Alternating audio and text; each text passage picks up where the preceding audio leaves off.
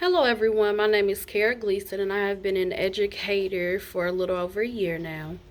I'm a mother of two children, 3 and 5. I work full time and I go to school online. So at times, I'm so busy that I forget to take care of myself. I am here today to discuss with you about mental health awareness. At times, we do so much for others that we forget to take care of ourselves. Self care is very important. My purpose is to talk with parents about ways to put themselves first.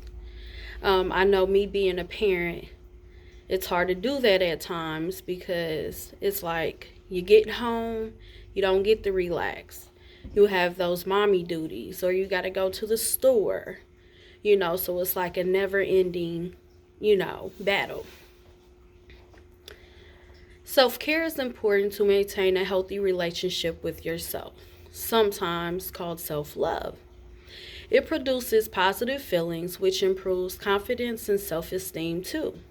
Self care is important for your family and friends too.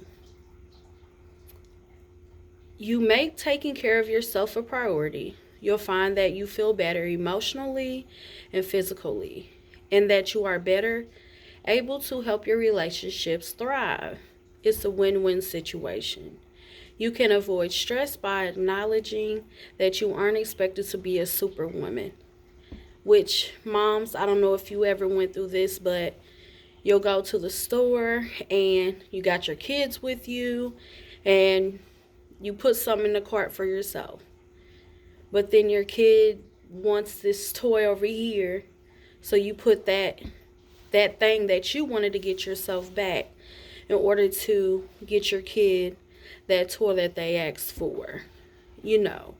So, as a mother, I know I've done that, like put myself last. I won't worry about getting my hair done. I make sure my kids' hair is done. When it comes to clothes, I won't worry about getting myself clothing or anything. I just make sure, my kids got what they need. So, for an activity today, I have pens and paper on everyone's table. I want everyone to do this. Write down on your piece of paper 3 things that stress you out the most. It's okay to be honest, it can be anything. My goal is just for you to open up, you know, basically open up with yourself. Put how you're feeling on paper because sometimes we hold all that energy inside, until we end up bursting. And usually it's on our children that we get upset, the most with. Once you do that, pass the paper to the person next to you. You don't have to put your name on it. Just pass it to the person next to you. And then we're going to pass it again. And then I'm going to go around to each table and let each person each person say what's on the paper. And I bet you most everyone said kids can be stressful. You can love them to death, but sometimes they're acting out, and at times you're just like, oh, I don't have time for this today. So after we go around the room and do that, the next thing I would like to do is tell you why mental health and well being is important. It's important because you'll have healthier lifestyles, better physical health, improved recovery from illness. You'll have fewer limitations in daily living.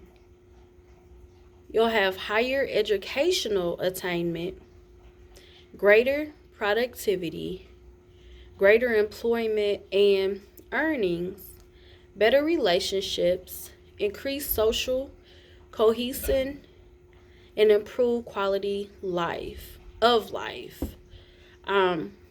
Those are some very important things, especially with relationships, because it's so many times that us parents, especially us, I feel, women, we have the tendency to try to be that superwoman. We want to get everything done. It's like we're trying to be on this schedule, and when that schedule don't work, we're just overwhelmed. We get upset. So definitely, I think we need to take a step back, take those deep breaths, and just breathe. Some other things I would like to say is how to improve your mental health. These are 10 steps. When I give everyone this brochure, this information will be on there. Everything that I've spoken to you today will be on there, so you can kind of look back at it. And I have some resources at the end of this brochure that you can go to and read more on. So number 1 is get enough sleep. Sleep is very important. Number 2, practice self-care. 3, take your prescribed medications if you're on any. Talk to therapists if you're feeling bad. Pay attention to how you're feeling. Figure out your triggers. Get rid of negative relationships. Ask for help. Stop taking on other people's problems, because everyone does that. And number 10 is accept people for who they are. And I feel that is very, very important. There's so many times in life that, wow, why is such and such doing that? Why did Susie do this? We're so worried about other people, and we can't fix them. Everyone's not fixable. But as a person, that's something that we try to do, is fix others, and we just can't. I hope today that this information was helpful for everyone.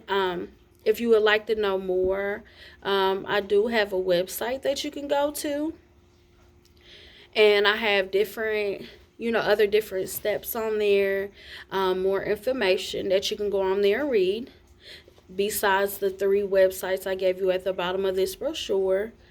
And I just want to say thank you to everyone that came today, and I hope that this webinar was very helpful. My key thing is try to do that self-care. Go get your nails done if you don't get your nails done. Go get a pedicure. Talk to a friend on the phone. Have a glass of tea outside, or, whatever you like to drink. Just relax, take some steps back sometimes. And again, just breathe. So thank you everyone for coming today, and I hope that this webinar was very, very helpful. All right, everyone, self-care.